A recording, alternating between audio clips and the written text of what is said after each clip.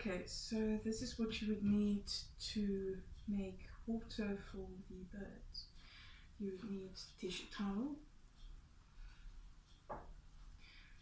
red colouring, water and sugar.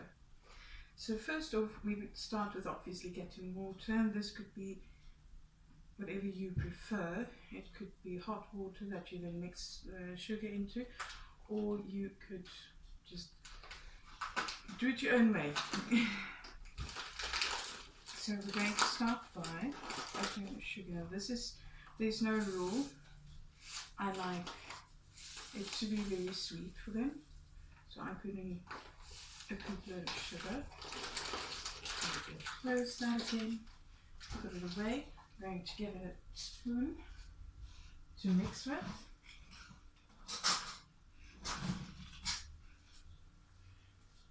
When you start off, you should preferably have that ready. What I do is then I balance the spoon, if it wants to balance. If not, then screw it. Or screw it. Then you open your... Where's your husband when you need it? Bloody hell. You open the food colouring, hopefully. Ah, I got it! Okay. And this you be very careful with, because it can literally stain anything. I have the tissue paper on here. So what I do is I basically just give it a drop. Okay, well that's a drinkle.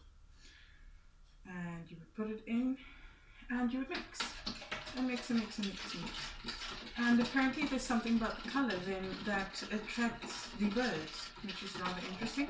Or you would stir until it dissolves, and then you would go to your garden, and hopefully you have a bottle. So normally what happens is you take a bottle, a glass bottle, and you would mount a little tube to the lid. Like a wine bottle would be perfect, but it needs to be see-through so they can see the colour.